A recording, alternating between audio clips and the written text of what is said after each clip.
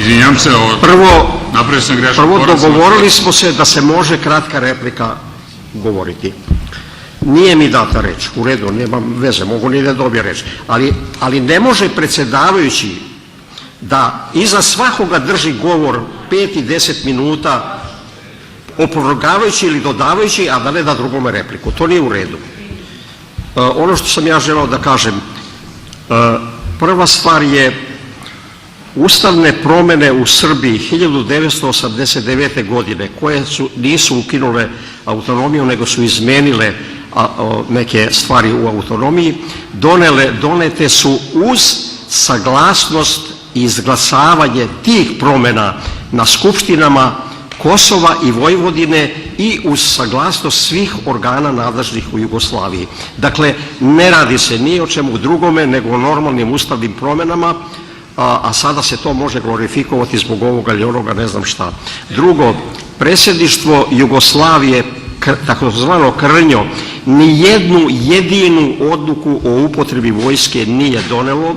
Posljednju odluku o upotrebi vojske donelo je predsjedništvo u punom sastavu 9. januara 1991. godine, koja je važila do kraja rata i koju je Krnjo predsjedništvo samo primilo k znanju i sprovodilo dalje. Tako da se zna, samo to, ništa više. Hvala. Ako razumem posljednje, a to je inače odlično da bi se na to kratko nastavio, autonomiju Vojvodine i Kosova ukinuli su oni sami sebi svojim skupštinama i šta sad tu? Pa malo su bili tenkovi, malo se i jogurta pilo i tako malo je bilo i mrtvih kada je o tome reč. Međutim, na sličan način mi razgovaramo i o ovoj temi koju smo pokušali da zaokružimo.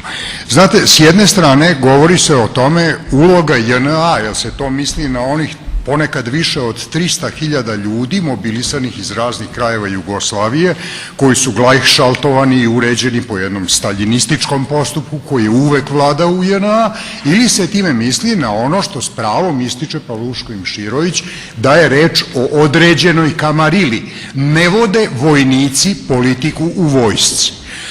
Inače, ja bih se potpuno složio sa vama da tako kako je bila ustrojena i u funkciji ciljeva u kojoj je bila tako organizovana, JNA doista ne može da se smatra izvorom raspada.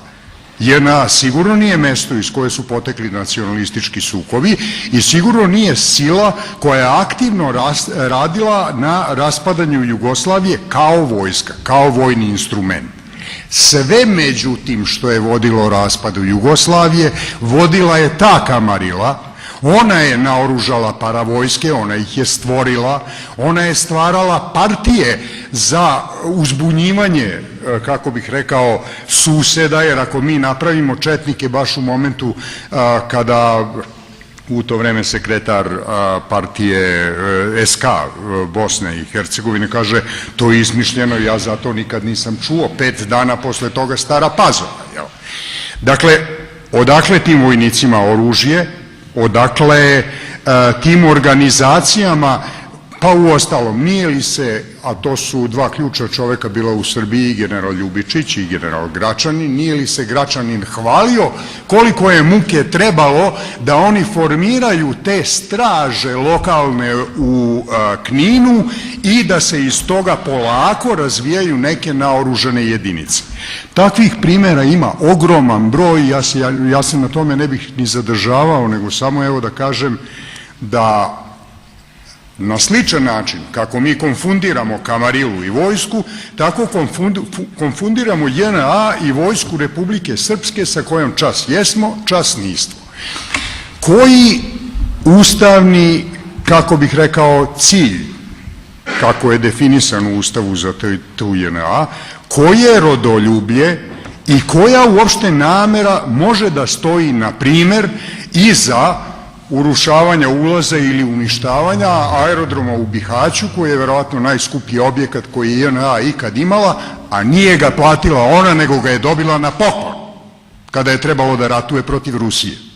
Čitava politika u vezi sa Rusijom tekla je vrlo velikim delom preko tog vojnog vrha, tako da je trebalo verovatno onaj rovokopač kojim je posle televizija napadana u demonstracijama, da skloni, na primjer, jednoga generala Krgu sa mesta načelnika generalštaba. To je vojska. A ta vojska nije završila pred sudom samo zato što i dan danas ne možemo da dođemo do njenih dokumenata.